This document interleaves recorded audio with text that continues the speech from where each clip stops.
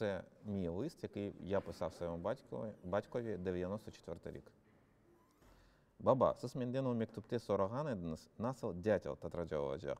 Dyatel Qrim tatraja olacak tak-tak kuş. Рустем розповідає, в дитинстві багато листувався з батьком. Вже в дорослому віці Рустем збирав листи, серед яких знайшов лист батька. Це був останній взагалі лист при його житті. І виявилось так, що той лист, який він писав у свої 37, він відправляв мені там 10-річному хлопчикові. І я прочитав цей лист двічі. Один раз, коли мені було 10, і другий раз, коли мені теж було 37.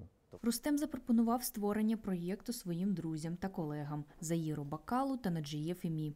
Пишем сейчас новый подкаст «Мектуплеер». Завтра будет новый эпизод, новая потрясающая история. Это 10 историй, в основу которых легли письма крымских татар.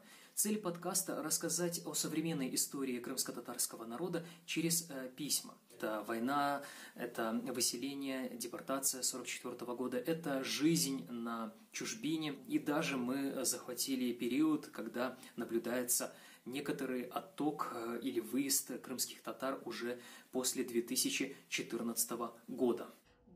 Ми працювали дистанційно, бо я живу в Бахчисараї, Рустем в Києві та Заїр у Сімферополі. Але це нам не завадило. Ми поміркували та дійшли такого формату.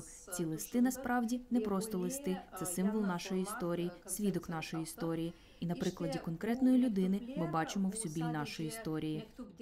Найраніший лист був написаний ще в 44-му році, а найпізніше 2-3 роки тому. Частина листів прийшла з нашого особистого архіву, з наших родичів та знайомих, а частину вже ми почали пошуки, і люди самі зверталися до нас.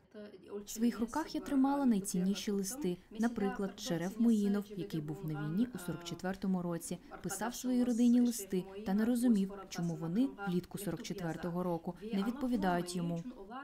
Це лист Шерефа Моїнова своєму братові 44-й рік. Не знаю навіть, кому повідомити, тому що не знав, де ви знаходитесь.